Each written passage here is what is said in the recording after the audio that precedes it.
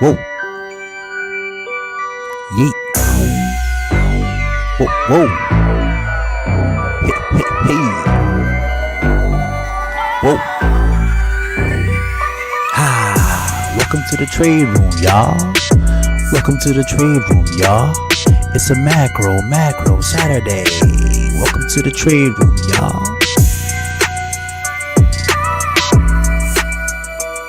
Hey.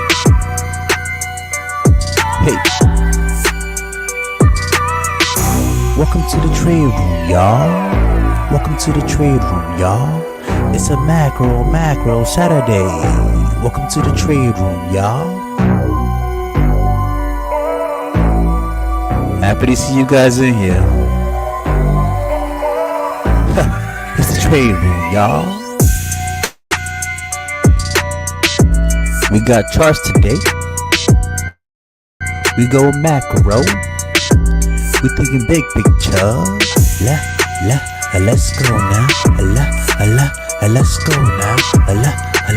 Let's go now. Welcome to the trade room, y'all. This is about to be fun.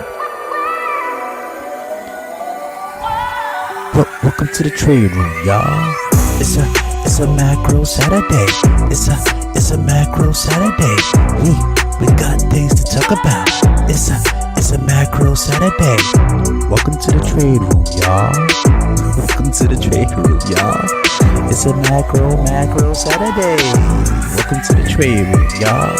Listen, like, subscribe, put your alerts on. I'm happy to see y'all here today. Welcome to the trade room, y'all. Welcome to the trade room, y'all. It's a macro Saturday. Welcome to the trade room, y'all. Hey, welcome to the trade room, y'all. Welcome to the trade room, y'all. It's a macro Saturday. Welcome to the trade room, y'all. We're gonna get started soon, guys. Love you guys for showing up. Make sure to like. Make sure to subscribe. Make sure to share with a friend. It's time to get litty. See you soon.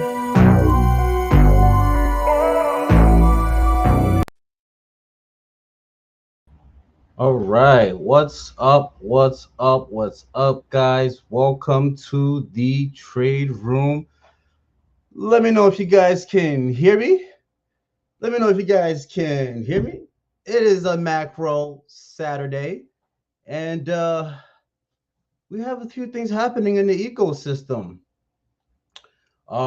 Someone let me know if they can hear this audio here. I think I should be good to go here. Nice. All right, so I have a new setup. My usual setup has been my MacBook Pro, which it's been doing the job, but it's been holding on for dear life. I have a new setup. It sounded a little iffy, so you guys are gonna keep me in touch like you always do. We're gonna work on the lighting, but it's a macro Saturday. It's the holidays. It's getting a little chilly, at least on the East Coast. And we're kicking back, having our warm or our mixed drink and tapping into the markets, right? And there are a few things happening in the market. So first of all, if you are here, make sure to put your thumbs up. Make sure to hit that like button.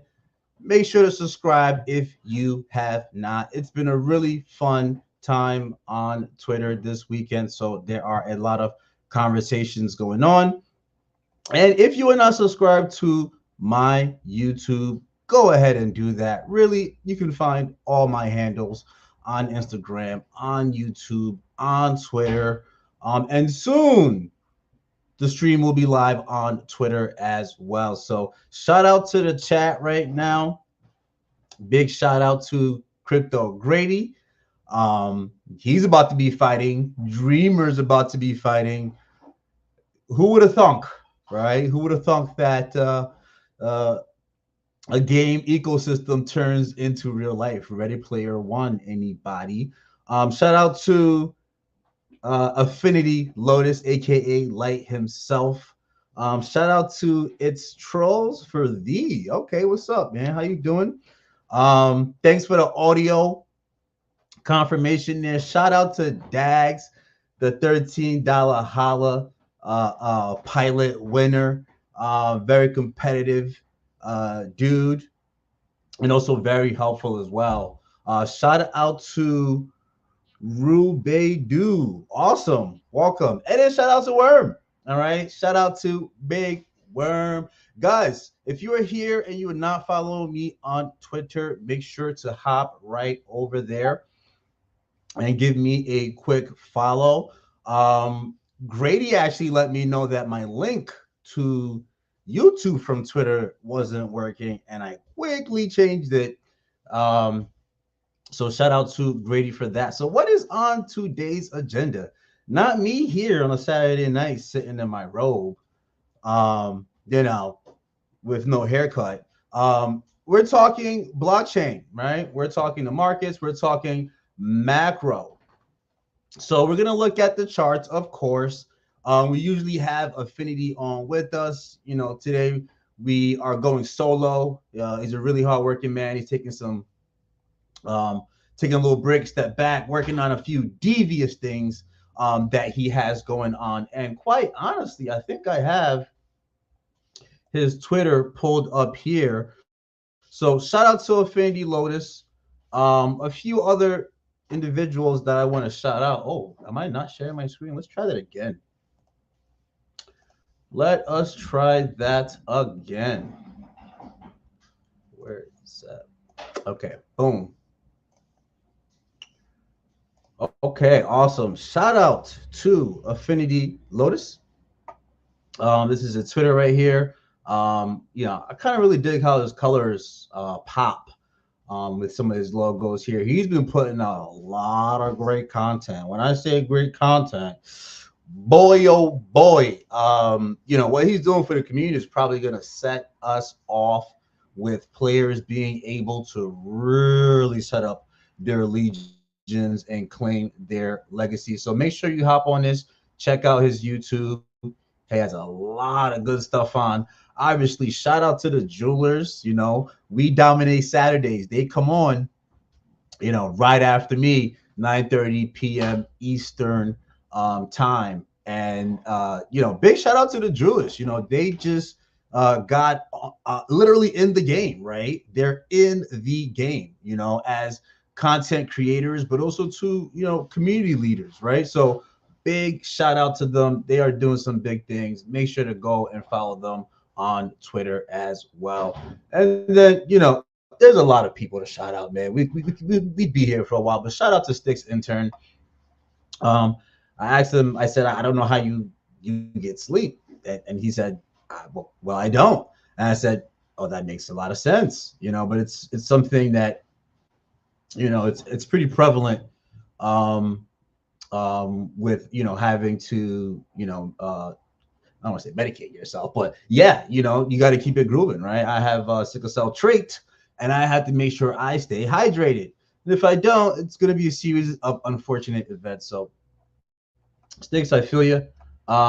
Sticks also has multiple aliases, so he may have, some clones of him or some twins of him. So shout out to all these guys. I mean, there's so many people we can shout out, but just giving a quick shout out there. And so looking back over at our agenda, if I can pull it back up, we're going to talk markets. We're going to talk Bitcoin, as always, AVAX, Jewel, XRP, Crystal. We're going to look macro, right? The Federal Reserve, equities, interest rates, stock market, a quick tidbit on what we should be paying attention to when it comes to those broader things. We're going to talk quickly about $13 holla and how that really is another example of, the economic hardening theory. And then we are going to look at just one part of my technical analysis that um, you know really allows me to be able to look at the price action of these different assets, because volume precedes price. It's kind of like sometimes I'm like, hey, old people have these quotes, and sometimes they just drop it on you on times, and you just look at them and you're like, oh, I see why old people use short phrases and don't get into long, drawn out conversations. But volume precedes price, right? What does that mean to the price action of some of these assets in blockchain gaming and crypto in general? And then we're going to have a chat request. We're going to have a chat request. I'm here. I'm putting up these charts. I don't even know if you guys like to look at some of these items here. So I'm going to take a suggestion from somebody in the chat, right? On maybe something else that we should be looking at on the charts. I know that I'm looking right now at WAGMI Gaming. And also, too, I've been looking at Nakamoto Gaming for a while. I did a recent post about that. There's a lot of things moving, right? Doesn't necessarily have to be the DeFi Kingdoms ecosystem, but I'm looking at any other thing that the chat has to, offer. So looking at the chat right now, shout out to the Beeve DFK. Really some cool people in the chat right now. Just hanging with us on a Saturday with your drinking hand as we get ready to look at the markets. So chat, let me know what I can take a look at. I do have Beef in here saying BAMF. What is that? That sounds like and he put it in caps. Hold on. We're about to start market conditions, right? So a sneak peek at what Beef is talking about here. As I head over to TradingView. All right. Cheers to you too, Beef. We're gonna take a quick look at what Beef just mentioned. BAMF. Oh, I don't see it here. Okay. Oh, from what you hear, I'm a BAMF as well. Maybe it's on Twitter. Let me look at Twitter. Of course, if you're looking for anything, Twitter might start being a better search engine, that and TikTok, for anything that is viral. But BAMF, let's see what pops up on Twitter when I look at it. Oh man, so somebody send me a message on Twitter, maybe to the page of BAMF. But without further ado, let's hop right into where we always start when it comes to market conditions. And we always start with our guy Bitcoin. So even though, as I shared this chart, we see XRP, we always start with Bitcoin because we are in the cryptocurrency ecosystem. And Bitcoin tends to be the leading indicator. Full disclosure, I don't own any Bitcoin, even though I do not have any problem with Bitcoin, and I love using it as a leading indicator for the overall market. Looking at the chat, we have Dag saying, get ready to be economically hardened. Oh no, I saw Sergeant Filthy McNasty really take advantage of the cross-play with a few things like the DEX or sex, and now economic hardening. You guys are gonna have me laughing throughout this entire chat if if we go this route. Thank goodness my wife just brought me some water because I'm gonna need it. So all right. So look, we're looking at Bitcoin. Why? Because Bitcoin is a leading indicator of what else is happening in the market. I mean, gee golly, we have gone over this channel a gazillion million times. We deviated from this channel, which brought a lot of concern in the market. We spoke about this 259 area for Bitcoin, where we believe there could be a strong support. And my goodness, for the last 3 months, because each candle is a month, Bitcoin has gone on a tear. So, really and truly, this is just an example of having a strategy, looking at your metrics, and possibly when a market gets into fear in this area where they're not sure what is happening. All right. And also in this area where it just looks like, my goodness, we are going to 10-8K. It is important to have your metrics. It is important to have your rules. It is important to have your barometers. And for Bitcoin, we have had these rules. We have had these barometers for quite some time now, with the all-time high theory of price action never surpassing the previous all-time high theory. And on this current run after the last bull run, it really tested the previous all-time high to where I originally had it at this trend line here at 19K. What a dumb decision for me on that as a possible support to start dollar cost accumulating, because Bitcoin said, no, I need stronger support from that previous all-time high. So that's a part of our rule metric. That's a part of the macro outlook. I don't care how longer it makes my streams. I'm always going to remind us of the macro outlook. And if moving through the charts isn't as smooth as it normally is for me, it is because this mouse is reverse of the Apple mouse. I think Windows mice are in reverse of the Apple features. So it's taking me quite a bit to get used to this as I've switched over. But long story short, as we look closer in on the daily chart, each candle being a day, we can see this deviation that happened. We can see the support here.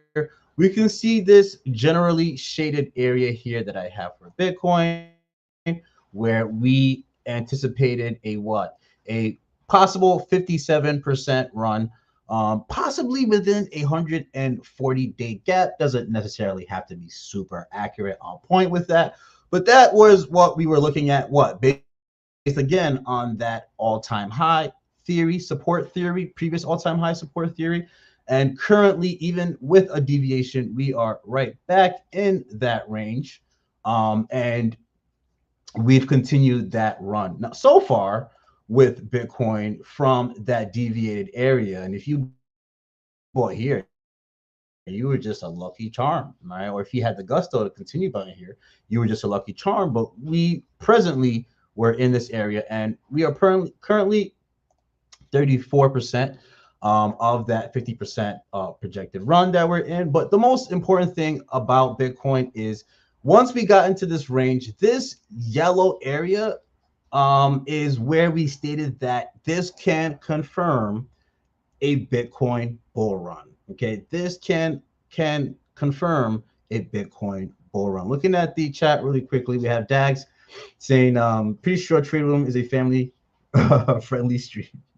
Well, I didn't put the edit as made for kids. And sometimes, a few curses slip out of my mouth, but this is made for, YouTube. Let's just say that this is made for YouTube.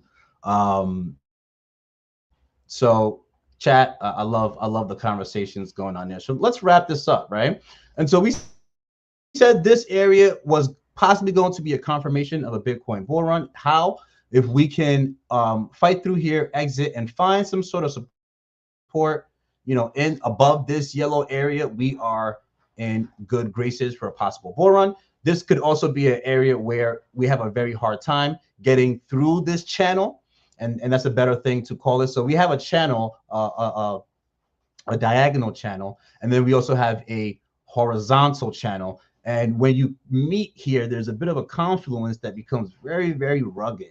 So even though Bitcoin is really bullish, it had a hard time 1, 2, 3, 4, 5, 6, 7, 8. Hard time getting through here, and now it has kind of gotten through here, and the market is very euphoric. Market is very euphoric, and well, we have price action that's moving in a positive manner. I am of the inkling that we've made an impulsive move up, and it's just the back end gas of our current price action. And there is a case in which we could return back to what? Back to test this channel. You know, we've really been teetering around it. Now we've made a breakout, which is exciting to see. But I'm of the inkling that we could perform some sort of back test, and I wouldn't be surprised at $37,000 back test. I wouldn't be surprised at a $36,000 back test for Bitcoin. What does that mean in general for the rest of the cryptocurrency ecosystem? And by the way, a 34, we don't want to see that. And we don't even want to see a deviation from this channel. Because if we did see a deviation from this channel, or actually a test of this channel, it could be somewhere in this 36 area, which again, perfectly okay with, but we don't want to see 34. So what does this mean for the rest of the cryptocurrency ecosystem? Well, this means that, hold on, am I sharing properly? Okay, this means that yes, we have things that are bullish running on the back end of the most bullish action, which, keep in mind, it all started back here. Okay, we look at Bitcoin and we look at everything else. For the original impulse, it all started back here, right?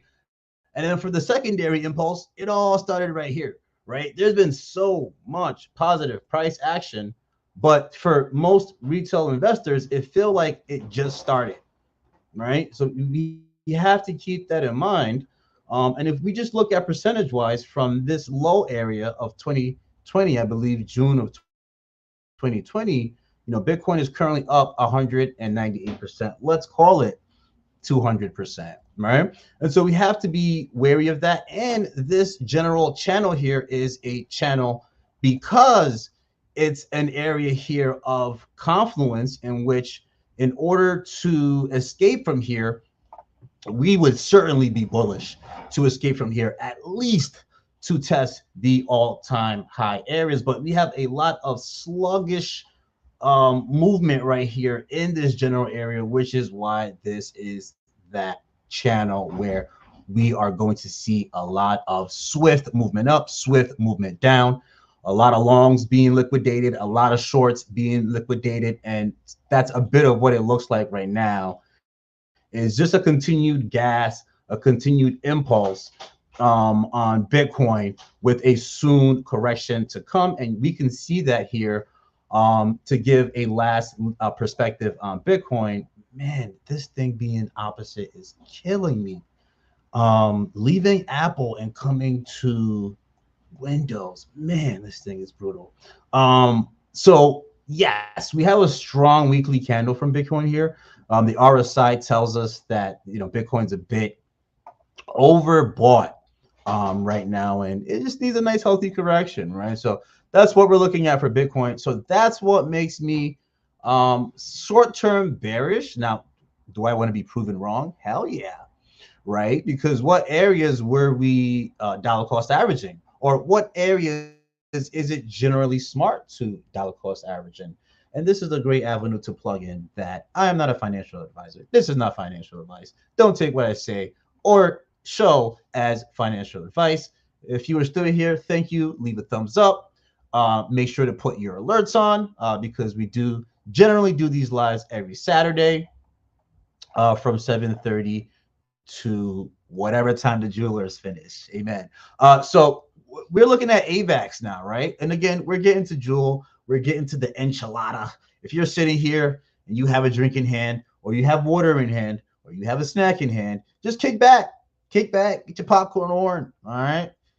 It takes a lot to look at some of these data points to make a final determination on what could be occurring in a micro cap ecosystem, which DeFi Kingdoms is now. Okay, DeFi Kingdoms did hit a $1 billion market cap.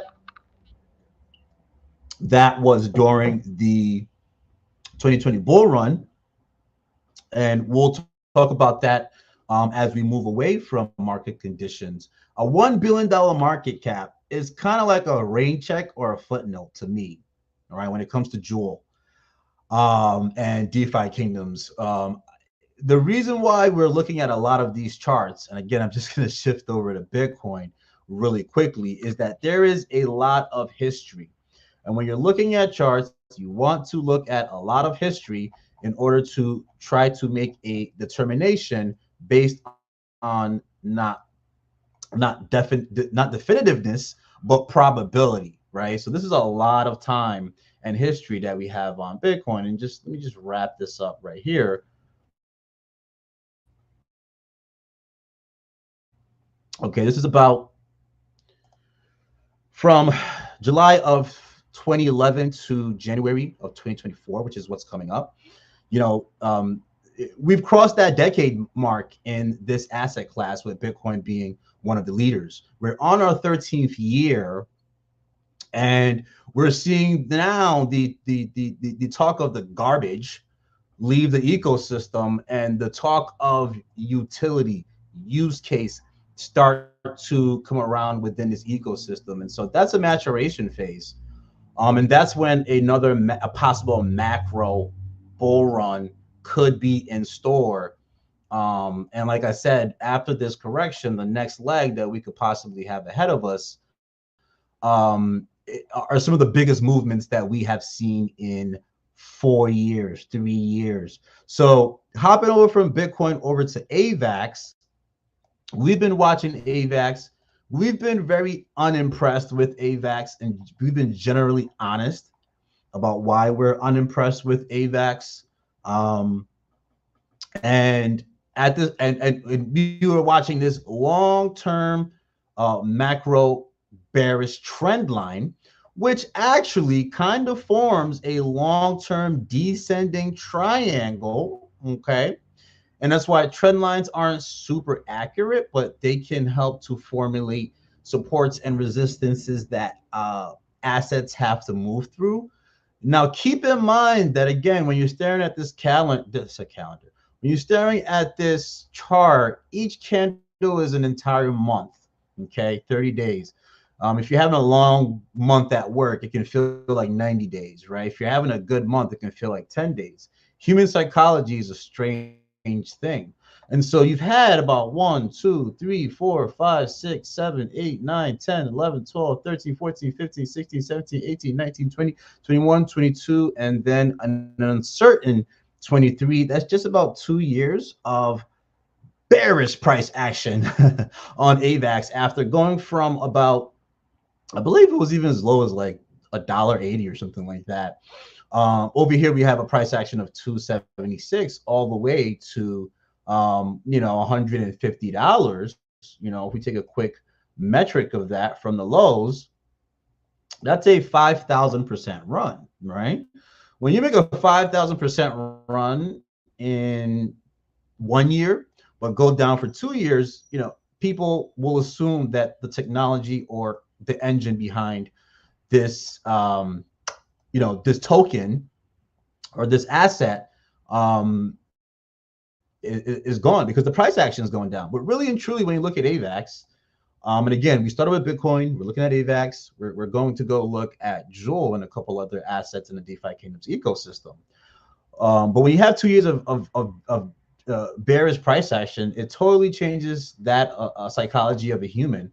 But if you watch charts, you're looking for certain patterns. And looking at AVAX, this low area, I mean, look, some may have wanted to start accumulating AVAX in this general area, which is last year, December of 2022, seen it rise up 100% and then literally dump for another year, would have also sold their bags. But when you understand that, even though we have a descending triangle, if you have continued development in whatever ecosystem that you're in, we had what was created was a descending triangle, okay, with a possible support area, that's number one. Okay, that's number two. Okay, and then that's number three. Something that also looks like a test, right? Test, we ran to its all-time high during the bull market. Test, market is not strong enough, will not go nowhere. Test, and I believe this was the SBF um, scandal, right? As the rest of the market was affected by that. Not only do you have a descending triangle, you have an opportunity of what we've been seeing in a lot in the crypto space, which is also an inverse head and shoulders. Okay, and we're actually seeing that play out. This is a very a boxy looking inverse head and shoulders, but if we go over to the weekly candles, we'll probably see it better. But all in all, we were not impressed by AVAX, and we stated that in order for Jewel to have some sort of impulsivity, in order for Jewel to the ecosystem, in order to flourish and possibly what start gearing back towards that $1 billion market cap, we needed to see the market caps of the mid to mega caps, right? Mega micro caps also have volume, also have market cap growth.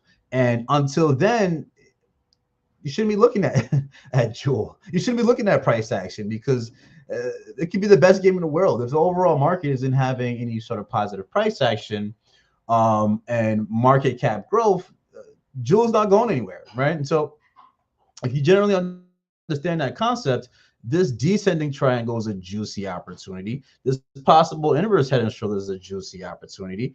And from this Fibonacci retracement tool that we have here, not only do we believe that AVAX could not only get back to its all-time high, but based upon a Fibonacci retracement, a full extended retracement is from the lows that we were tracking in, a 2,044% run to possibly bring AVAX's price actions to $222.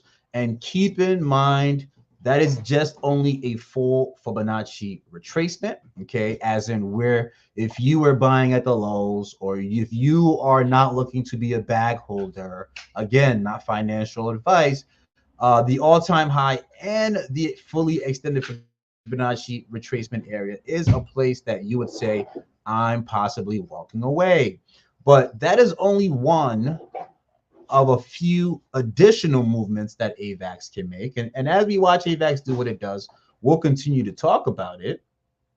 But there are higher prices than AVAX can go to, right? And in the cryptocurrency ecosystem, you have, Elliott waves, which I'm not the greatest at, but it's something of an indicator that shows you that we had wave one up, we had wave two down, wave three normally is the biggest wave in the entire history, or at least mid to long-term history of this asset. And so we're looking at capping ourselves at the all-time high and at $222. But if we get the Bitcoin ETF and some additional things that are happening in crypto, including litigation, okay, court litigations, Coinbase, Ripple, Grayscale, BlackRock. Well, BlackRock is not in litigation, but they put their foot in the ground. They're ready to command their legion, claim their legacy in the cryptocurrency blockchain ecosystem.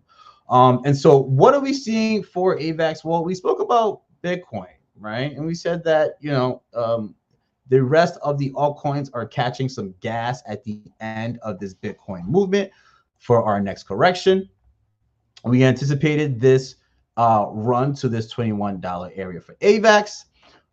We anticipated a lot of congestion and clogging in this area based upon this general action that we see here. And very similar, AVAX price action is very similar to Jewel price action. And that's why it's important to watch these ecosystems, right? We will look at Jewel, and Jewel will look just like AVAX, and AVAX will look just like Jewel before we got this impulse. And these Fibonacci retracements allow us to see the mathematical points in which we need to be wary of even if price action is strong. So we've touched this 21 area. The importance of this $21 area is that this area could determine AVAX coming into a full blown bull market. All right, we knew AVAX had to get through a few things. This $21 area is an area of high confluence. We can expect AVAX to continue moving. My bias, and I hope I'm wrong, right? My bias is that even if we continue this price action over to about $28, the market in general is probably due for a correction, and we could come back down to test this $20 area, and then find some support to make our way out of here for continued positive price action. That is based on, really the weekly chart, how aggressive we've been. And even if we have continued positive price action, we may need a little bit of a chill pill. All in all, again, a 2044% move for AVAX with a pending correction coming up. We're not going to look at XRP. XRP is going to be its own enchilada. But we're going to look at another asset like Algorand, which has been getting a lot of attention. And maybe we'll find some time to look at that as well. But again, what we've been tracking, bullish divergence, okay? Bullish divergence between price action and RSI. Something like Algorand has a 6,000% possible move ahead of it. I put on Twitter that we are looking at Nakamoto Gaming, and we're not looking at them in order to buy them. No way am I touching this with a 10-foot pole after it has now gone up about 4,000%, and it's sitting at the 0.382 Fibonacci area. I think Nakamoto Gaming can actually get to about $25, which strangely enough is also the last all-time high that Joel had, right? And so we're not going to go chase Nakamoto Gaming. We're probably going to continue our strategy and use some of these assets in the ecosystem as leading indicators. Welt, right? Someone on Twitter mentioned something about Algorand not making the type of move or a full Fibonacci retracement. Hollering at the chat. We have the chat getting chatty here. Skiller says, you cooking dinner yet? Oh, we talking about dinner? Affinity says, I'm gonna wait till it's at 24 and buy 100. What? No, don't do that. And the beef says Algo is nice. Yeah, I really like Algorand. I like Algorand. When you're playing a position, yeah, you want to play the ones that could do 100x, but you also want to play the ones that could be an avenue for real utility, real use case, real rails. That's interesting to say, real rails. You have Ripple using the XRP ledger, that technology, to build financial products, software products, financial rails, liquidity. Man, they're doing so much with the XRP ledger. And that's why I'm so bullish on it. And you have other ecosystems using this technology. And I like Algo. We have Affinity saying, I always thought Algo was a good token in the future. Yeah, for sure. It has some sort of inflationary mechanisms, but that's not really a big deal, right? And so look, I am hitting you guys with charts. But I'm going to hit you with another chart, right? And we're talking macro, right? We're talking macro. Let me just head over to my banners here. Let's switch it up real quick. We're going to get back to the charts. We're going to get back to Jewel because we are doing this whole enclave to talk about Jewel and what we've seen, where we see it going. But we have the Federal Reserve as a fundamental thing that we need to keep an eye on. Obviously, there's war happening around us. We don't have any control of that. Markets tend to price in mostly everything after it initially happens. We have the equities market, right? Normally in these bull runs, you don't see crypto go up and the stock market go down. They normally move in unison in some sort of way. And so we have to be wary of what's happening in the stock market. We have to be wary of what's happening with the United States economy. We have to be wary of what the Federal Reserve is doing. Would we rather not have it that way? Yeah, we'd rather not have it that way, but that's not reality. And so what reality are we sitting in today that allows humans that are partaking in the cryptocurrency ecosystem to question where else they place their ledger, right? Because when you put your money in the bank, when you get paid and uh, you know that check gets electronically deposited into a bank, you're choosing to utilize that network to place your value in a ledger.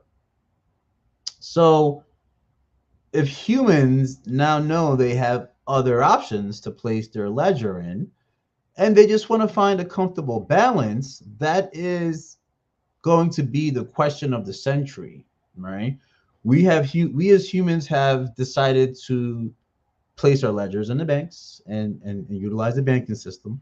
And the banking system has benefited from technology, right? When a technology comes about, the bank takes it on. It makes things easier for people. Even my grandma can go in her bank account and kind of know what's going on because of the user interface being quite easy. There's been a little bit of resistance. Okay, not a little bit, based upon Elizabeth Warren and the SEC and Ripple getting sued and all that. There's been a lot of resistance from the government with blockchain. But in my continued career path in IT, I'm seeing blockchain being um, implemented in a lot of these certifications that students and professionals have to pass in order to be in the technology field. So just things to kind of keep in mind. But what we're looking at here is the assets, liquidity, and credit facilities loans. Okay, the bank term funding program. Now, the bank term funding program is something that dropped, I believe, February, March when we had the banking crisis, where the Federal Reserve said, "Hey, banks, we've raised the interest rates. Our citizens are struggling to deal with inflation, and we can't have you guys having this system where you can't back your loans, right? So we're going to give you an open book wide of credit and you guys can feast on us, but we're going to get real aggressive in uh, not giving out these loans to the banks, right? And we're going to have a cap and we're going to have a window and you're going to start seeing this chart, this funding come down." Okay. It's been a few months now. This chart is not going down, right? And so what is the question? Why are the banks still really borrowing at a high volume and why are they not repaying, right? So we're going to dig a little deeper into this as we go along within this channel, but we have to be wary of these things, right? We have to try to understand what is happening because if the banks need endless funding, where's the money? What's happening, right? What are the systems like, right? That's very similar to, let's say, in the DeFi Kingdoms ecosystem. If you're questing and the gas is too much, so you're losing money, what's the future of DeFi Kingdoms look like? Quite honestly, that doesn't sound like economic hardening to me, right? And so, what's the status of the Federal Reserve, its relationship with the banks, and its relationship with the United States economy doing? How healthy is that? While you then have blockchain, cryptocurrency, this ecosystem that some may come out of certain countries, but this is like global sovereignty of your assets, right? Of your data. So just very, very interesting, something to keep in mind as we kind of look through what we're looking through. And quite honestly, that is why the $13 holla experiment. And shout out to Light, shout out to the Jewelers, Mega, Sir Worm, and Dags as well, is that the $13 holla was a great experiment where we can place the $13 holla right next to the Federal Reserve uh, chart and say, hey, I came in with $13. Most of these contestants came in with $13. Had to figure out how to move around in this ecosystem, and ended up coming out in profit, right? Coming out winning, coming out having an opportunity to grow their wealth based upon their strategies within an ecosystem that's made to harvest and encourage economic hardening for positive value exchange. And so, if you have not seen the economic hardening theory, before we head over to the Joule chart and we look at Joule and what's going on with that, if you have not seen the economic hardening theory, first of all, make sure to go over to Twitter, okay, and give us a follow. Directly from there, you can head over to my YouTube. You can watch this theory of economic hardening, why blockchain gaming will dominate crypto headlines, and some of the things that we speak about in there. I am going to update this because now we do have additional information. But if you have not seen this, please go check it out. We dig deep, we give a broader spectrum, of what we're looking at, or what's possibly happening in the cryptocurrency ecosystem. And so, if you've been here this long, thank you for staying. We're gonna jump into Jewel. Okay, make sure that if you have not done yet, put a thumbs up. Okay, if you're not subscribed, make sure you go ahead and subscribe. Follow us on Twitter, like I just showed. It is the trade room with two numerical zeros. Okay, it's a bit of a nuisance, but that just means if you're not looking for me, you're not finding me, right? And so we're gonna hop over into Joule, okay? And as we do that, I want to share a post that I have here. Let's see if we can find it here. All right, so it's been trying times, okay, in the DFK ecosystem. And before we do that, what is the chat saying? Um, So Dag says, first thing I hear when I get back is economic. Oh man, yeah, Dags, great timing, great timing.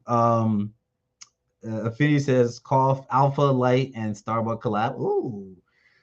We have Red Room Media. Red Room Media, yo, what's up, man? Thanks for pulling in. Red Room Media is a usual here, and when he comes in here, things start getting spicy in terms of crazy side bets, right? So we talked about Bitcoin. We talked about that being a leading indicator in the cryptocurrency ecosystem. We have to think macro before you think micro, right? And so we looked at then what's next in that ladder. We looked at Avax. And we saw Avax, what's going on, what we're projecting from it. And now we can look in deeper at DeFi Kingdoms and its primary token, the Joule token, which Joule is Joule, right? Joule needs to have healthy price action in order for the ecosystem overall to be healthy. But there are so many different assets, tokens, NFTs in this ecosystem, and it's bewildering. The mechanisms behind it, the tech stack behind it, and I tweeted about it earlier this week. But also to the team, right? The team, their intention behind a lot of these things, second best dad, and some of these game mechanics, the devs and their deployments and implementation. And then we were talking about it on the spaces today with Styx and Workhorse, is the efficiency in how they receive information, not only from their partners, but also to the community, process it, assign it, and then able to then develop a solution at the back end to make the front end flow as it should. So it should not be taken for granted. It's a big part of why, what was the Zach XBT and some of those individuals can have their statements, they can have their receipts, but we have 2+ years, going to go on 3 to 4+ years of economic hardening data that we also have that we can lay down for you, and we will leave it at your table for days on end, right? And so as we go back into the price action, just keep in mind that there are a lot of factors that go into this. But sometime in August, we saw the selling of the whale. He had about 5 million Jews who was selling down. We had Slow Mad doing his best Slow Mad and letting us know that things don't look good. Towards the end of that sale, we had a crazy impulse, and then we just had downwards action. Everybody was really nervous. What's going on? You know, we had this long-term bearish trend here. And we then put out a tweet and we said, hey, what's healthiest price action for Jules? Since going up 90% on 3-day bullish divergence, we've seen a 40% of a probable 50% correction, support at 0.0969 with an inverse head and shoulders pattern is, I should have said at, or I don't know what I should have said, is what we would love to see for a powerful test of 17.5. And so when you're looking at price action of an asset, you're looking for multiple patterns, multiple things, and you're not looking for up only, right? And as we head back to the jewel chart, you're not looking for up only. Up only is not healthy. Even though it's a phrase we like to say in crypto, up only is not healthy. Okay, so what do we know about Joel, right? And what has the data told us? Well, we understand that Joel was in this downwards pattern, and why was I looking for an inverse head and shoulders as a possible pattern that we're looking at? And by the way, you know, I had this in my lineup early on. I just didn't bring it up. Before we dive into this inverse head and shoulders here, and this is what we're looking at here. It's not rocket science. I'm not Houdini. This is like patterns that people look for all the time, right? And we're talking about an inverse head and shoulders here. But before we do that, right, really quickly, I want to give a shout out to Portal. Okay, I recently got into this ecosystem myself. They have a partnership with DeFi Kingdoms. And this is really, again, I speak of it in economic isolate a certain part of the economic hardening and then break it down. And this is one of them where we've had partnerships that are more infrastructure partnerships. There's now marketing, gamification aspect of things, right? And this Portal partnerships is a part of that because it's not only DeFi Kingdoms, you have other game ecosystems involved in this. And now you also, with the trend that's been happening, is the blockchain social media end of things. It's plugged into its mechanics, network effects, not in terms of the blockchain, but in terms of social network and social interaction. And that's a bit of what goes into the economic hardening. And that's a bit of that Cambrian explosion, right? That creation of life. Some would say the metaverse, right? The metaverse is not one place. It's not Mana. It's not Decentraland. It's not Meta. You know, it's not Facebook. The metaverse is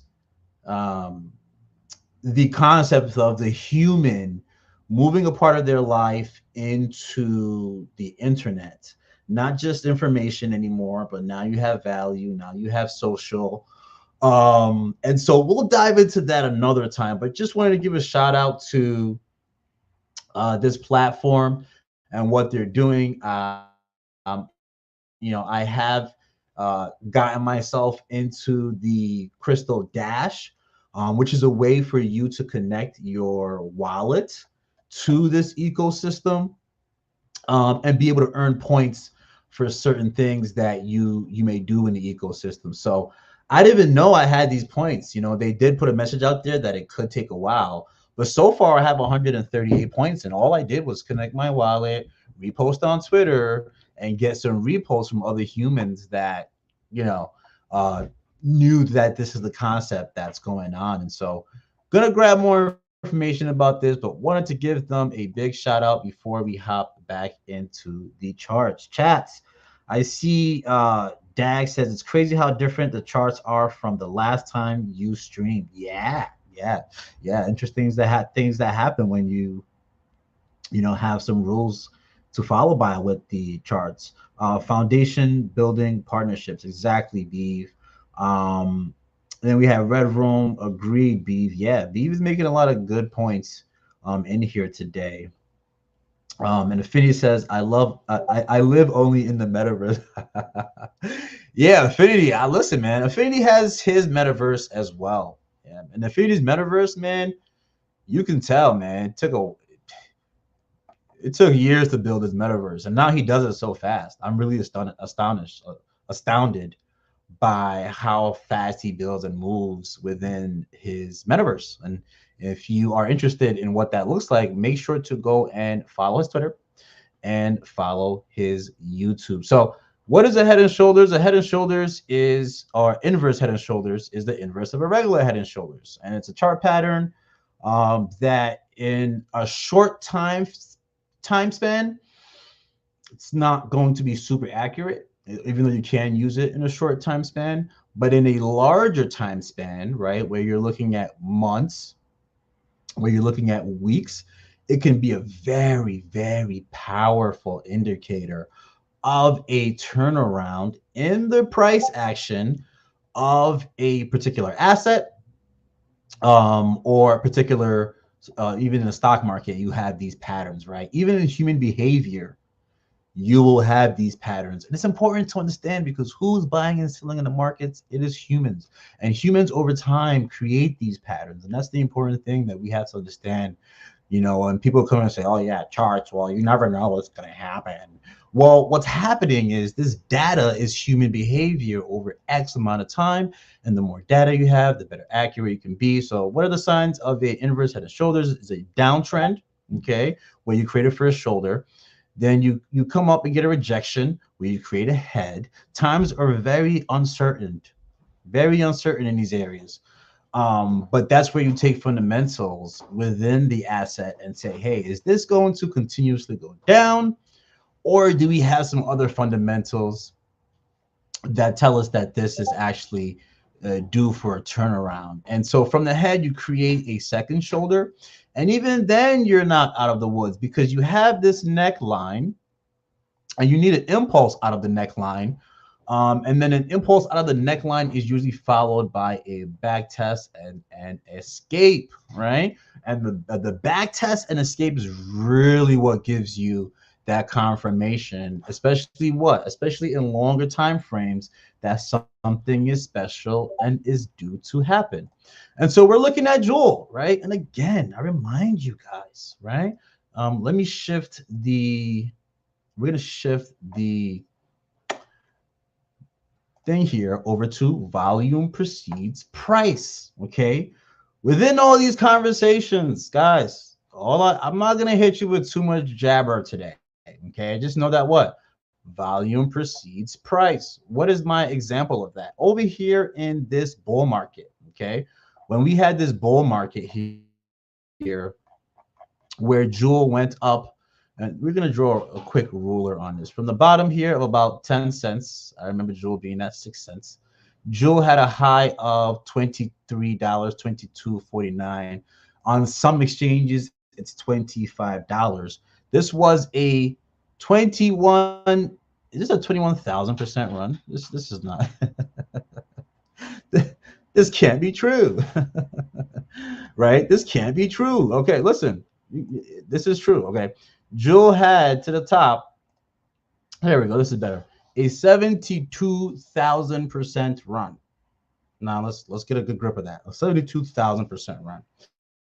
Now, the phrase volume precedes prices. This is the actual volume that we saw. And even though you got larger volumes, price was already making its way down, which created this downwards action in this volume here. And so in these early stages where you saw 8 consecutive weeks of green candles, that tells you that there's some bullish action. And from a correction, you get an impulse that leads to higher prices. And so volume precedes price is an important message that I want to leave here for us today, even though we could look at a lot of other things. Let's just keep in mind the topic of conversation after looking at Bitcoin, after looking at Avax, after seeing a lot of positive price action, but we're expecting a correction. Let's now analyze Jewel. Okay, so we looked at long term. This big volume brought us up 72,000%. And we hit that $23,000. We came all the way down about 99%. Okay, don't need to pull out a ruler for that, right? And we made this low here, right? Now from this low here, this was the lowest low Jewel had gone since its previous low here at 0.0027. Now, whoever bought Jewel, let me get more accurate here. Whoever bought Jewel at 0.0059, bless your soul, right? I'm not gonna say where I bought it at, but it darn skibby wasn't there. But that was the low. We created a new low, and what happened from that new low was we got a 159-day, 196% run to about 34 cents. And we were like, oh yeah, all we need to do is what? All we need to do is continue this price action. We're going to come somehow and find support at the lowest, We're going to find support possibly at that 11 cents, 12-cent mark if we're in a bear market. And what happened? We came down from that top, okay? From that top, another 80%. Okay, another 80%. And that did not look good. That did not feel good. It still doesn't look good. Still doesn't feel good, right? And so it's important to understand how much of a psychology, okay, to go down 98%, to then go up about 200%, and then to go down another 80-something percent. Rug pull, team is this, I can't believe this. All this negative sentiment based on what? Human psychology, which then leads to what? Which then leads to selling. And so it's not good to make a low and then to make another low. It's actually quite bearish, right? And so what were we looking for, and what told us that this possible head and shoulders situation could be rectified or possibly fixed? And that's where RSI comes in. But remember, we said what? Volume precedes price. So I'm going to open up this thing here. And what are we seeing as of recent? We are seeing volume picking up. And so that's what we mean by a volume precedes price, because since October of this year, okay, since October of this year, we've seen volume pick up and create a bit of this triangle effect that we have here. Most recently, this bigger candle, even if you weren't using that, we're seeing volume pick up here. And if I go to the daily chart, we can see it a little bit better. But volume is picking up. We are watching it pick up, and then we're watching price action flow.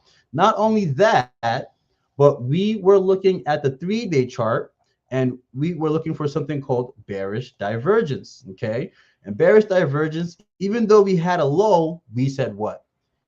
Even though we've had a low and we can crash forever, we need to come back and test this other low area.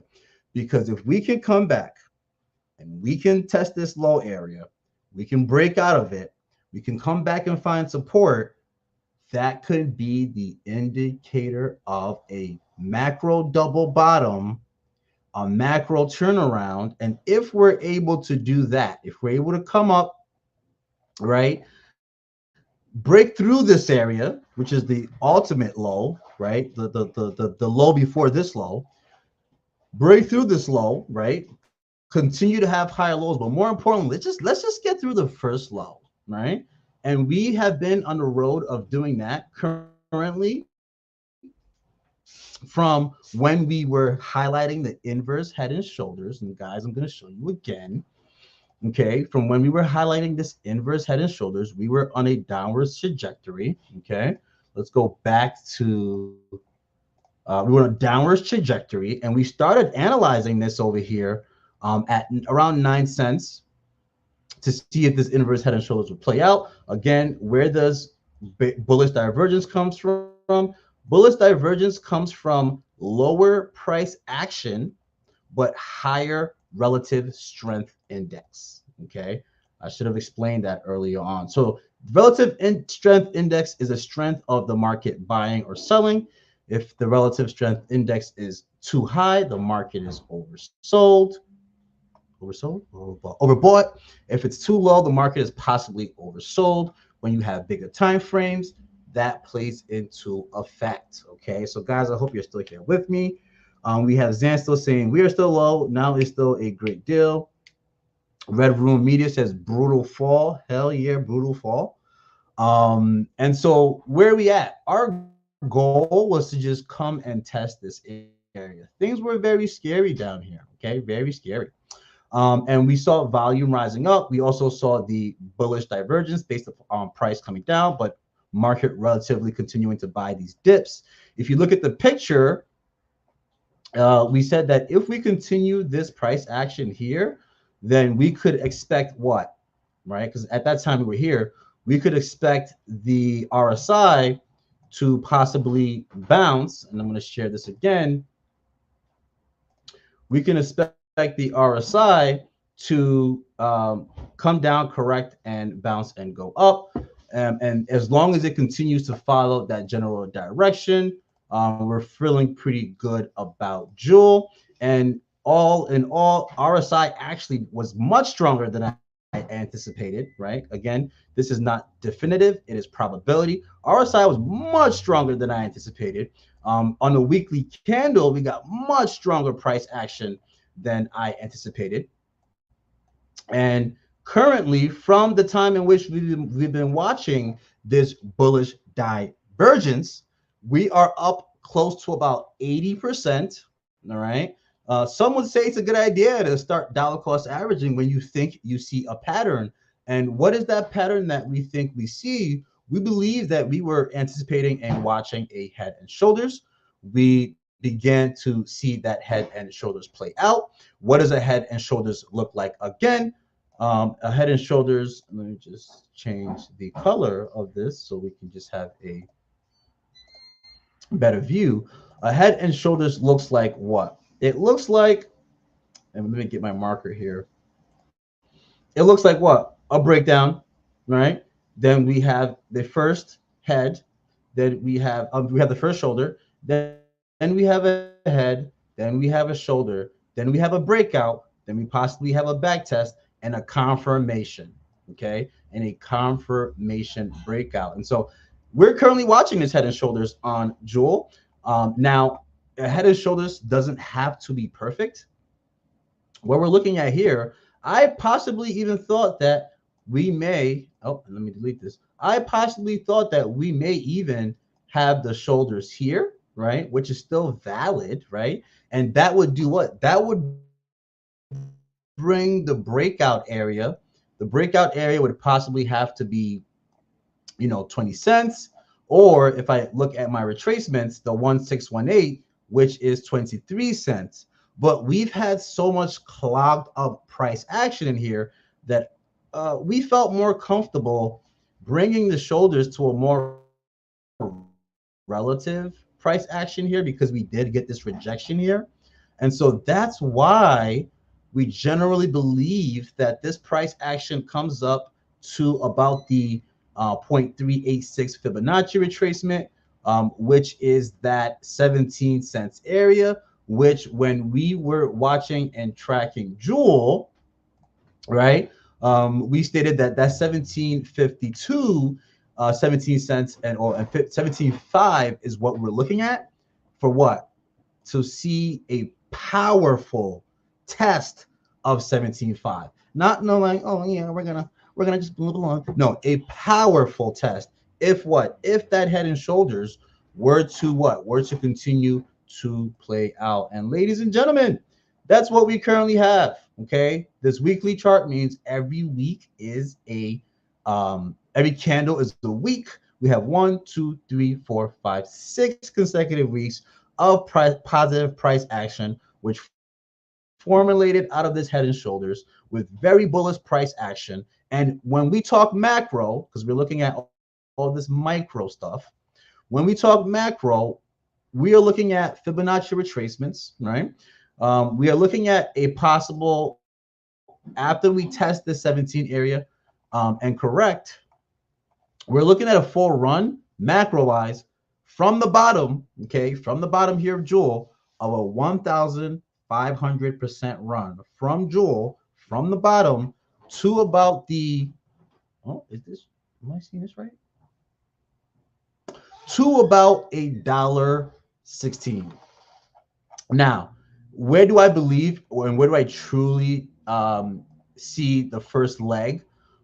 Really is Jewel to 50 cents, right? It's Jewel to 50 cents. And I'm going to take this Fibonacci retracement tool here. I'm going to take this little head and shoulders thing off here. I'm going to take this percentage thing off because sometimes we just got to clear the chart. From the lows, Jewel is currently up 134%.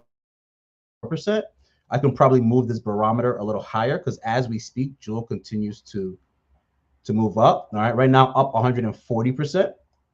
We can clearly see now this head and shoulders, and we are looking, all right, of at the 17 of the 32-cent area. But really, what I'm looking at from Jewel is to possibly come back to the 17 area, test this. Let me line this up here. Okay, so we have our area that we tested, broke out. Okay, we have our second area.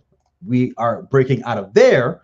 Okay, and then we have our 17.5 area, which on the Fibonacci retracement says that's a high confluence area. So what am I expecting? Honestly, I would not be surprised, okay, to see Jewel continue to rise up, test this 17.4 area.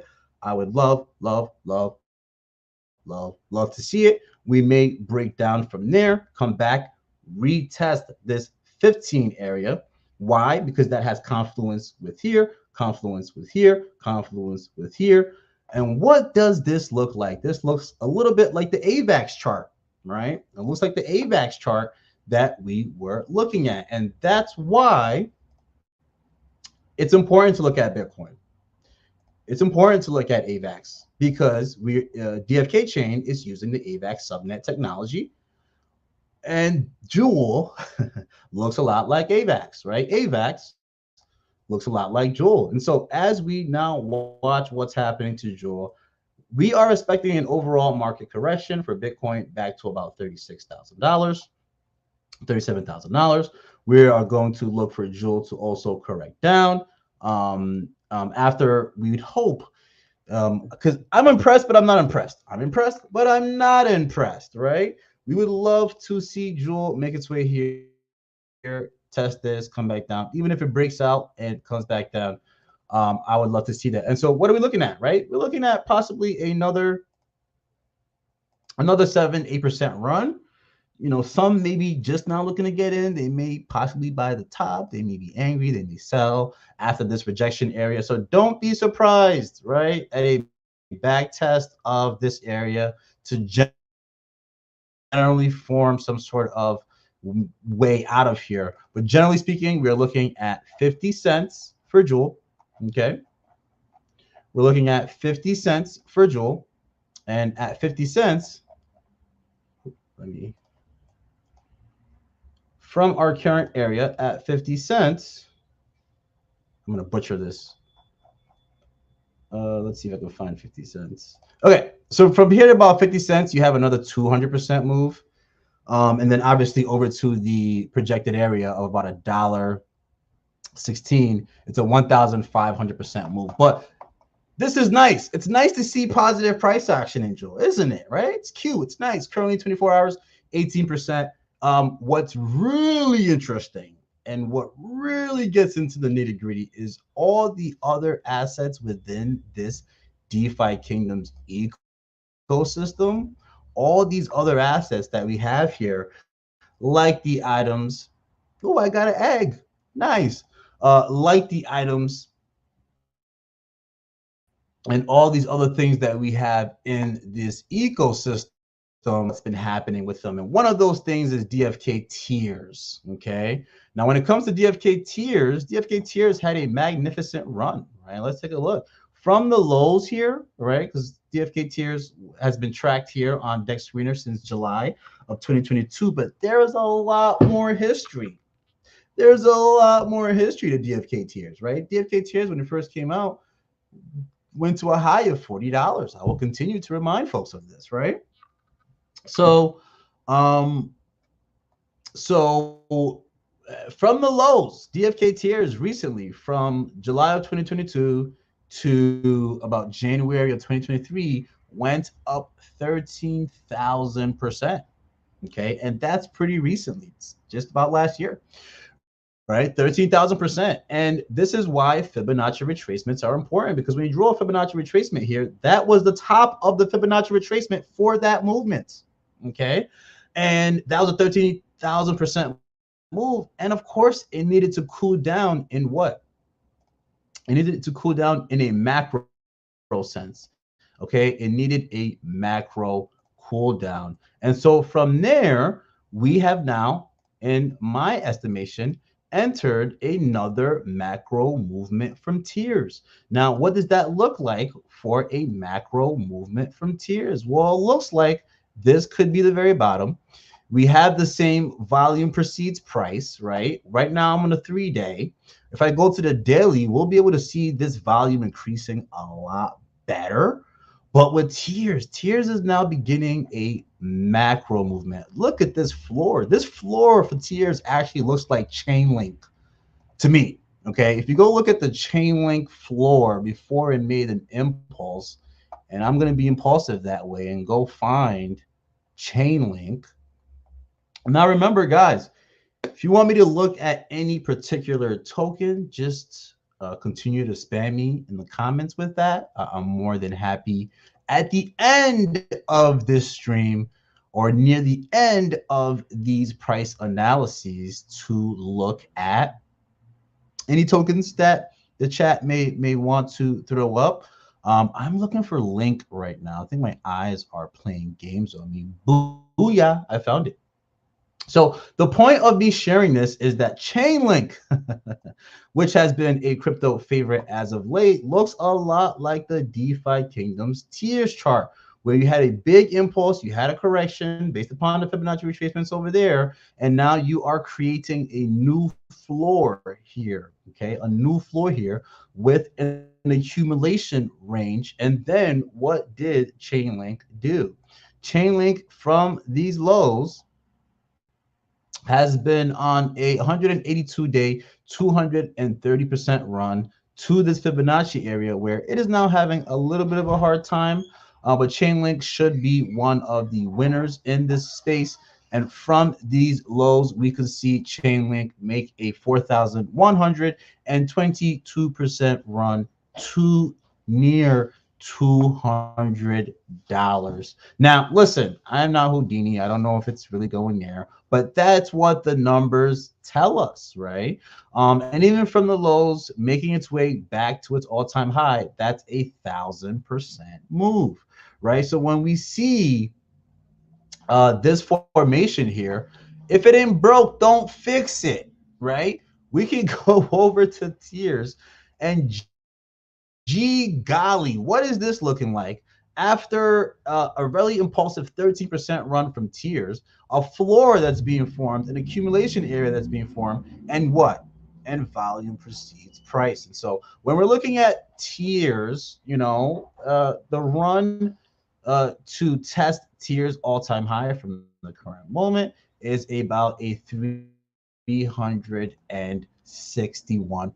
run. This is not something that's going to happen immediately. If we are in a bull run, we're looking for tiers to set a precedence with a 361% run. And then all in all, tiers currently, okay, now we said Joel could make his movement to 50 cents, and then we have a next leg. But tiers mathematical equation to its ultimate upside is a still from these levels a 2,739% possible upside run for tiers. And that is over at 8.089 cents. So we could be seeing tiers somewhere between that 7 cent area and that 9 cent area as we possibly continue to formulate what a bull run in the cryptocurrency ecosystem looks like. And that is very exciting. And the one example that I want to give of that, right? The one example I want to give of that is our classic what? Our classic Moksha rune, which Moksha rune took its time and formed quite the most beautiful chart that I have seen in a while within an ecosystem that has over, I believe now, 400,000 heroes that all grew from level 1 over to then level 7, 8, 9, and then and then we realized, oh snap, all all 500,000 plus, maybe in the future, a million heroes. Maybe we don't want a million. Maybe we have all these deflationary mechanisms that keep the hero levels at a certain place. But all these things needed, or all these NFTs needed to be leveled up with the leveling apparatus, the Moksha runes, the Shavaz runes. And we had this cup and handle form from tiers where we had a nasty correction, 99% down. We formed this cup and handle, and now we're ejecting out of this cup and handle. But what I want to do is showcase, and I'll even use the body, showcase what's happening currently with tiers. Where if you draw your Fibonacci retracements, tiers could be over at $2.50, right, as one of its upsides, right? And from the lows, it has already made a high of a 1,685% move. It's corrected back to 1,000% move from the lows. I wouldn't be surprised to see it come down to back to about $1, maybe even deviate a little bit below that based upon the correction that we're anticipating coming.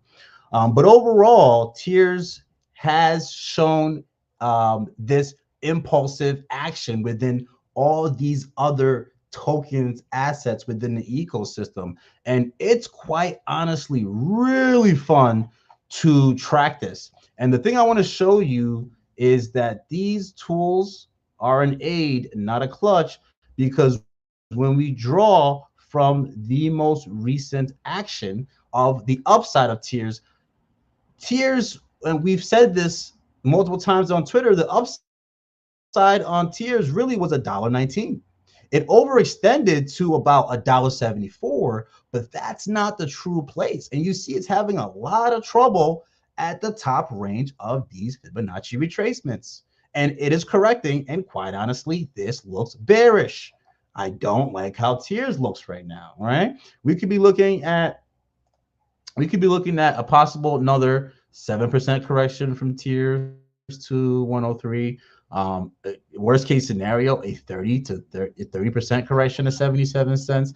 And at those levels, I would consider buying some Moksha runes desperately. I don't care if I have to recycle cans. Okay, I would love to grab some tiers at 77 cents because I have a legion that needs to be summoned, and the Moksha runes that I had before, I don't know if I was saying tiers just now. The Moksha runes that I had before are running out. So even those that stashed Moksha runes are running out of them. But that is just a primary example to show you that these price action movements aren't guesstimated. You have certain things that have certain possibilities. Yes, we want Jewel to run, but Jewel is not even the thing that has the most upside opportunity, right? And so we look at things like even gold, which people gave me a lot of people gave me a hard time about gold. I don't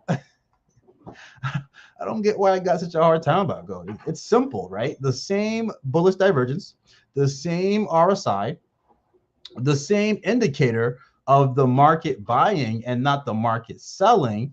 Again, volume. I mean, geez, look at this on gold. Are you kidding me? I, are you kidding? Look at this on gold. I mean, are you kidding me?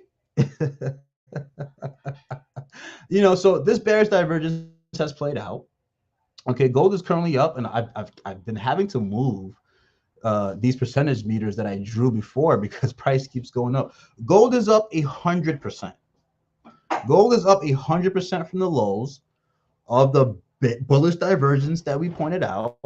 Within this Fibonacci retracement here, gold could make its way to 0.0000168, which truly just means if I move this up here, about another 20% run. About another 20% run. And then ultimately for gold to showcase to us that it is out of a bearish trend, what we would need to see from gold is a test of the 618, okay, which is 618 is right over here, okay. That's an X percentage move from now. Probably get a back test here. And if the market really corrects hardly, I wouldn't mind a back test here. And guess what? It's probably where I'd want to scoop some up, not financial advice. But geez, look at this market FOMO. I mean, this is clearly just geez, man. So yeah, a lot of different assets. When we look in a macro sense at gold, what do we have, right? When we look at a macro sense of gold, we have an opportunity to see gold make a 900% run on a full extended Fibonacci retracements. And if I'm in this ecosystem and I have miners and they are getting me gold from questing, I want 20 to 30 to 40 to 50 to 100 million gold. Because when these type of moves happen, and you have the right numerical holdings of something, the game changes. And with the addition of the bazaar, and guys, I know today's stream has been a lot of charts because I love the charts, and we have to look at the charts to know what's going on. Ability for those who hold assets to come here and set buy and sell walls, okay, where you can sell your tokens and set buy and sell walls, which create organic economic hardening in terms of buy and sell liquidity and flow. You create the opportunity for what? You create the opportunity for things like this to happen. Okay, so again, it's not just price up only. It's a lot of the development, okay, a lot of the development within the ecosystem that allows the ecosystem to flourish. And when we just take a minute, less macro look at gold, we're seeing this very aggressive price action from gold. It is oversold. So again, I'm expecting a correction.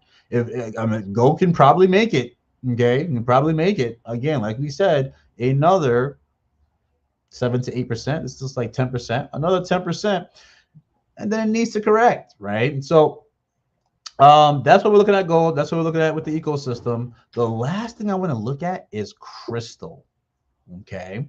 And the thing is, a lot of the action is happening in crystal, Val. And so maybe about 3-4 months ago, I had this whole grand theory. Maybe it's time to start accumulating jade. And I still like jade, and jade will have its time, but this movement from crystal is, we are going to keep an eye on this as we move forward, because we're getting some price action from crystal that makes us intrigued. In order for us to respect crystal from the lows, it would have to be a 133% run. Currently, it's a 53% run with a correction coming. We're anticipating it. But from the current area it's at, it could have another 49-50% run. And if we can find some support there, right, over at what looks like 2 cents to me for crystal, after going through a corrective period, that's where things get really interesting. because Crystal now has an opportunity to kind of do what Jewel is doing, which is come off of a bullish divergence, okay, where price was going down. And again, if it ain't broke, don't fix it. And RSI was going up, and now you have this impulse from RSI, right? And so Crystal is going to be one that we watch as well. So hopping into the chat real quick, we have some discourse between the red room. My empire mints me 30 cold gold a day. Sheesh. Affinity is out here racking up the gold. Yeah, it's, when you don't have to buy it and you naturally accumulate it as part of the gaming ecosystem, it's quite beautiful because when corrections happen, it's not like, oh, I put my money in and oh my God, it went down. So I've been accumulating this for free for 10 years. All right. So that's it on gold. We're not going to, that's it on crystal. We're not going to do any further projections on crystal. We need to see this 132% run from Crystal. Look to formulate some sort of support. A good area of support would be that 0.013 area. But also, too, once we make our way to the 2 cents, find a way to make that a support area as well. So, guys, man, this has been so fun. We dug through a lot of the charts. There's a lot other charts that I could dig through. But we're about a half hour away from the Jewelers podcast, right? So I'm certainly looking to tune in for that. We do have a Gander Sergeant Filthy McNasty coming in here with the eggplant, and I hope those are gold eggplants because you know my gold theory for a while now, and we're seeing something play out. We don't know what's happening, but we're seeing something play out. So maybe we trade some Gen Zeros of yours for some gold of mine. Maybe that ends up being a thing in the future, right? Um, just kidding. I would love a Gen Zero. So, chat, is there anything else possibly within the DeFi Kingdom's ecosystem or any other ecosystem that we would like to look at? I know that one of my personal favorites is the yellow egg. I thought I had that up here somewhere. DFK yellow eggs. Okay. Is there anything else that we would like to look at? I'm a big proponent of DFK yellow eggs. I have a whole theory similar to as we watched green eggs. As green eggs were prepared to be hatched, there wasn't a ton of initial volume that came in, but once green egg peck hatching launched, and and then we got used from the pets in questing, we've seen green pet eggs maintain a solid number two, right behind the gold, not the gold, yeah, the gold pet eggs, right? And so if that's what we're seeing, then let's look at the other egg that more relates to green eggs. The fishing eggs and the foraging eggs don't really relate in the sense of they take about 5 minutes for you to quest, right?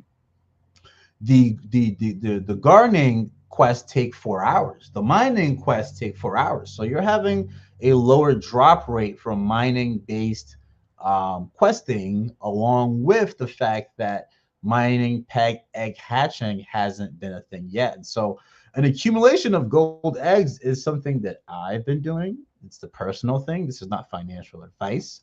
But like I said, if it ain't broke, don't fix it. So when we look at this, guess what we're seeing?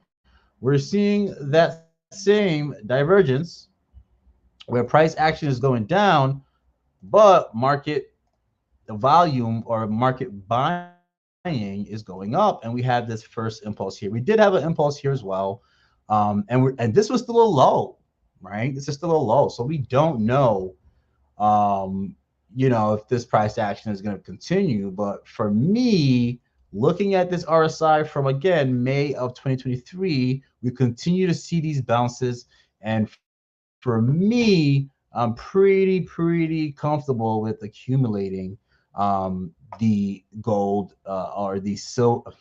silver, uh, the yellow pet egg here, and the ultimate upside, at least in this shorter term movement, the ultimate upside from the lows, okay, for yellow pet egg is 638%.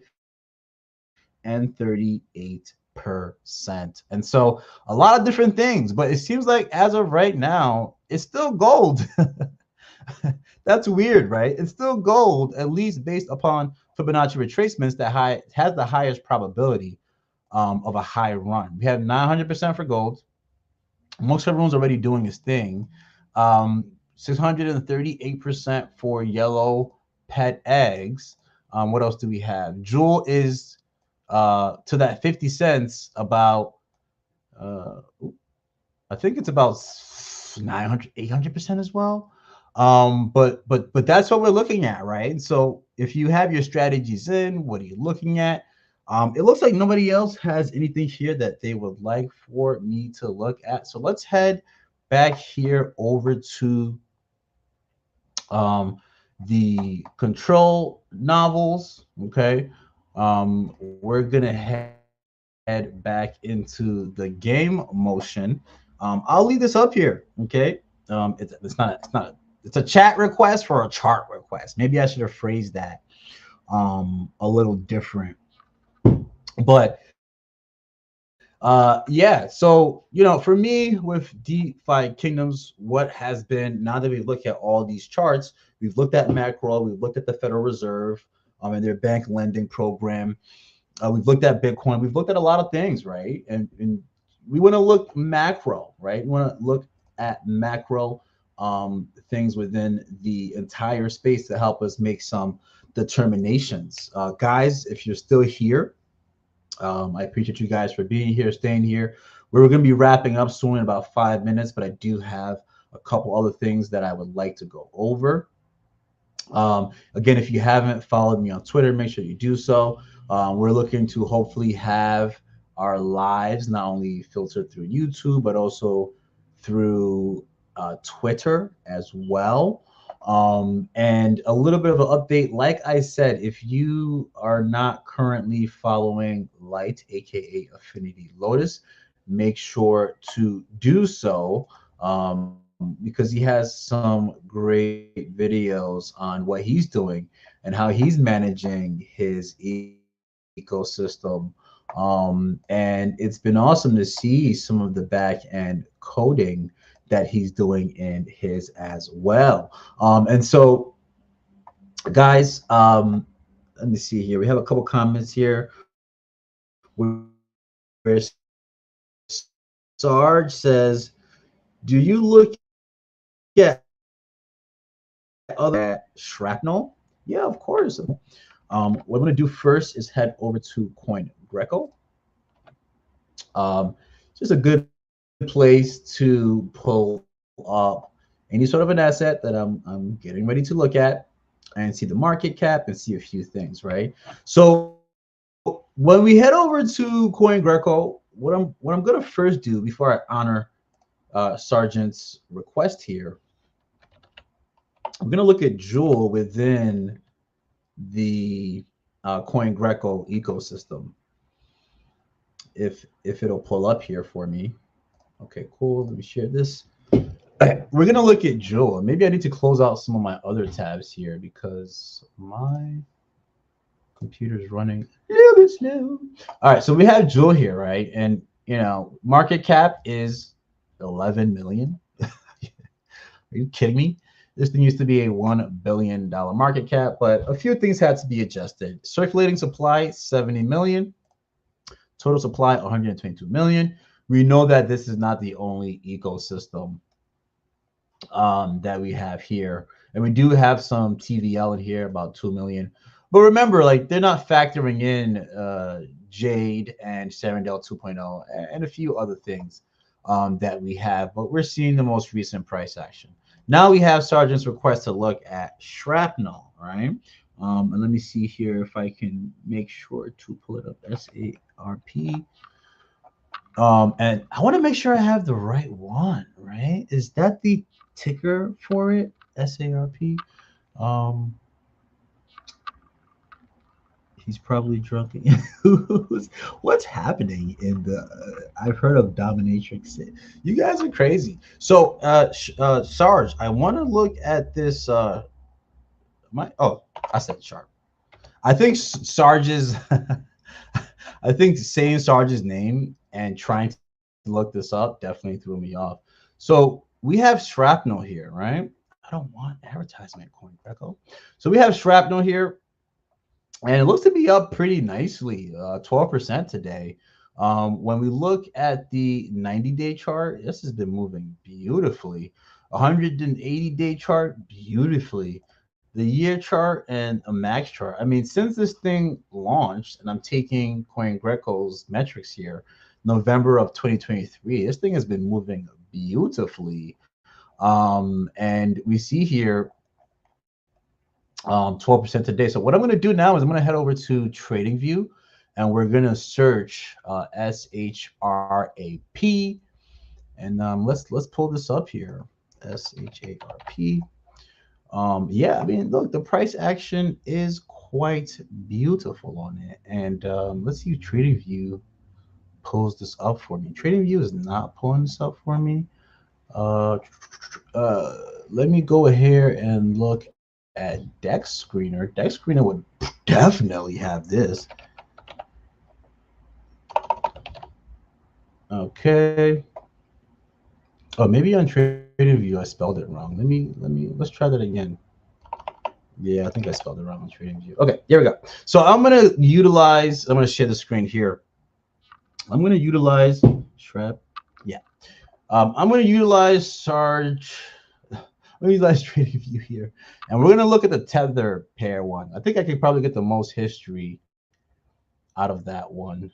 Um, why do you do this to me? Okay, why do you do this to me, TradingView? There we go. We're gonna use the KuCoin. Oh my goodness, this thing is, what is this, up only? My goodness. All right, so we're gonna dig in a little further because there's not a lot of price action that I'm seeing here. It does give me November of 2023. Sarge, did this thing just launch or something, or what's going on here? So, as I said before, when something has more price history on it, you can have a better gauge on it. From what I can tell, it's moved up pretty strongly.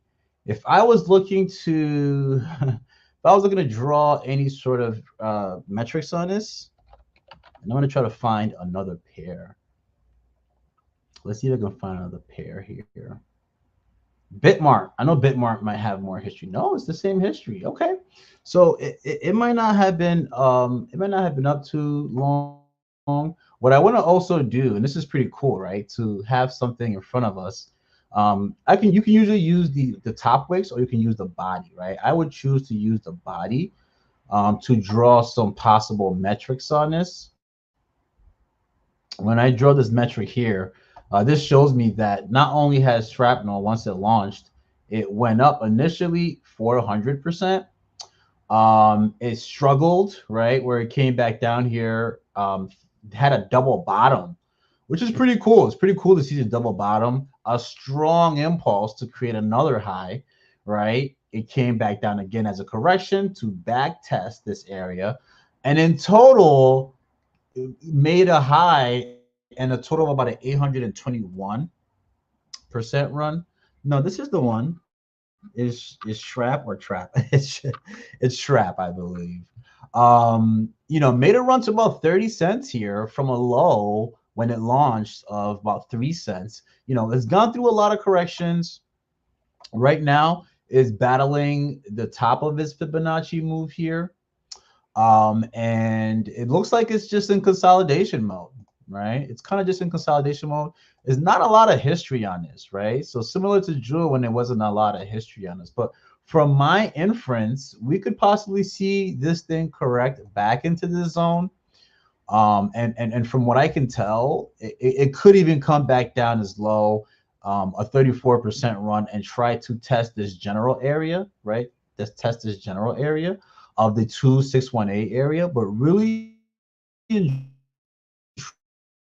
truly, where if I was looking at this and looking at possibly either dollar cost averaging or looking to buy, it would be possibly worst case scenario a 50% correction to the 1618 area. That is a possible very strong support area. You can have this 15-cent area, this 2.618 area as a support. But what tends to happen is, and what we're seeing form is the opposite of the head and shoulders pattern that we're currently watching on Jewel, which is what? Which is a head and shoulders pattern, right? And if let's see, let's pull this up here. Maybe I can get the. Oh, I guess it's not here. I thought I had this tool here, but I guess it's not here. I guess I lost it. I guess I lost it. Okay, that's okay. So we could be looking at a head and shoulders here, right? Where you have a shoulder, right? This could also be the shoulder, but I like this possible as a shoulder. You have the head, and then you also now have the shoulder here, right? And what tends to happen from there, especially after very positive price action, is a correction down, which is why, like, we look at this and we say, hey, where could support be, especially if we expect the rest of the general market to correct. Support could be at this 2618 area, which is a 34% correction. Worst case scenario, 47% correction, especially if the team is building an ecosystem, is doing what it needs to do. I mean, this is moved well, 800% move. It's hot. Possibly needs a correction. We see that the RSI here, has been moving in this direction. It needs more history. It just generally needs more history. But even when you look at it from here, you see this pattern here that just kind of needs to finish consolidating, and quite honestly, could even, if there's enough strength behind the market on the back end of Bitcoin, push through. But what is a good forward projection? And we're going to pull up its Twitter before we close out the stream here. We could project, right? We can use this recent high to low, right? And say, hey, what's the future of this asset look like, right? What's the future? What's the possible future movements? Another area where it can show strength, especially if it comes back down and corrects. Well, from the current state that it's at, it's another about 88% move. However, if the correction we're anticipating happens, right, where we may get a correction over at this confluence area here, where there's some support here. Oh, there it is. This confluence area here, where there's some support here. From there, it could be 158% move to the next leg.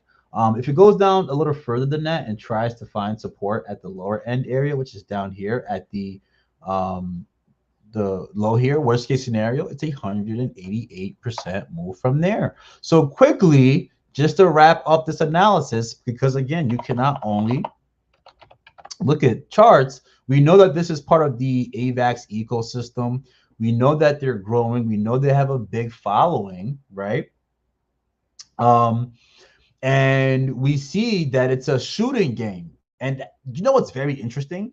A lot of the shooting games have run to the top of their Fibonacci retracements because it's not complicated. It's a shooting game if it has good graphics. Those are the early movers. And quite interesting that Sarge brought this up, because before I've been showcasing on my Twitter, which is Fab Welt. It is another shooting blockchain game. Not as big of a following, right?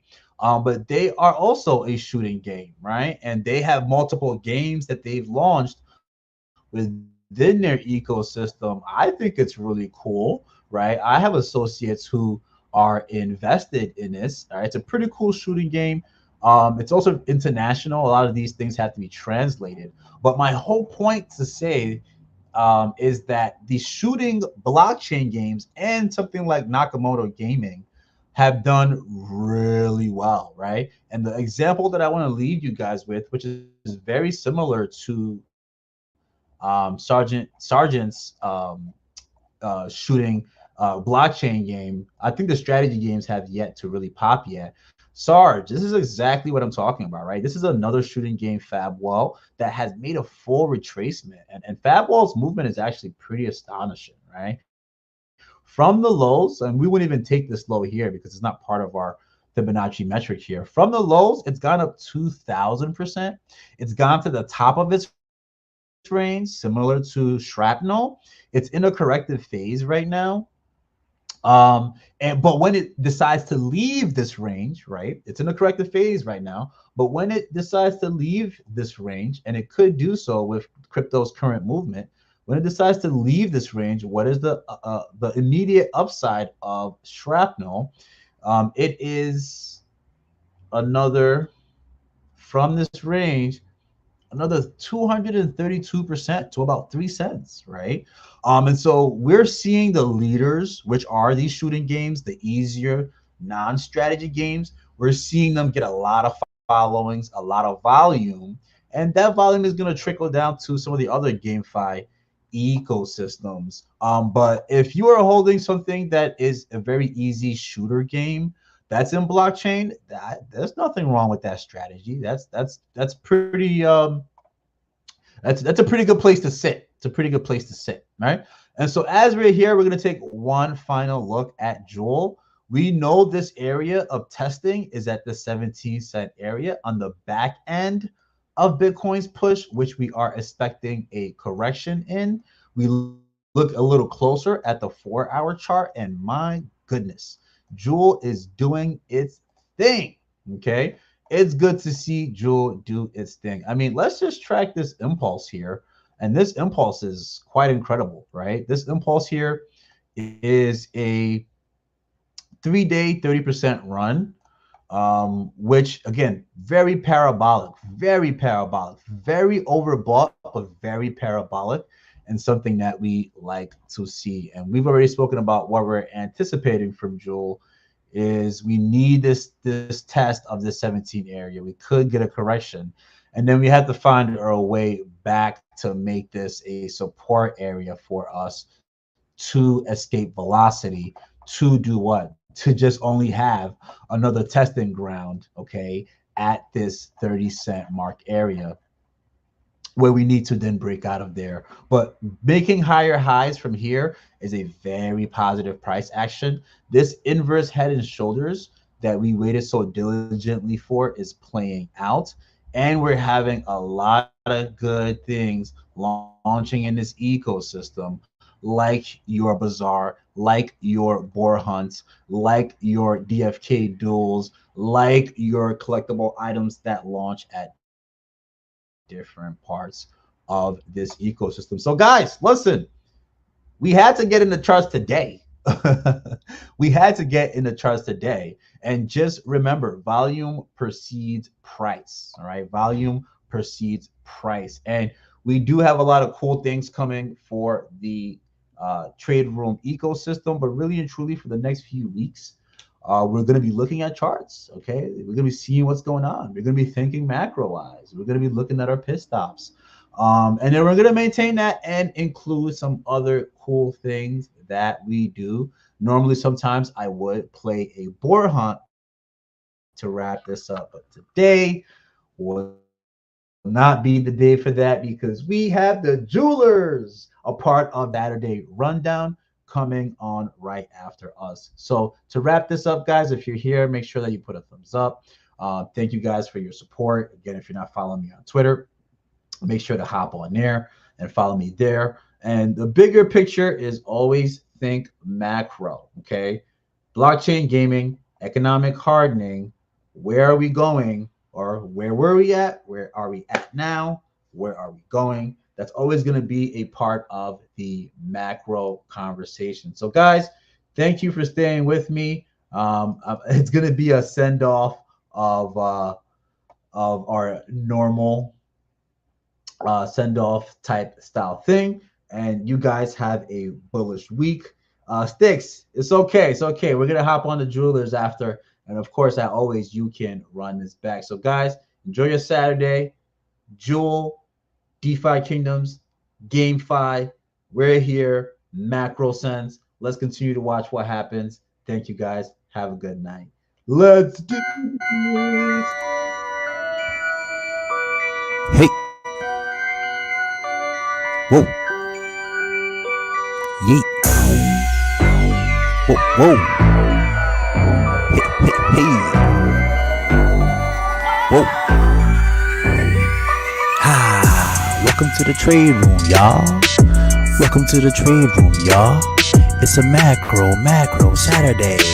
Welcome to the trade room, y'all.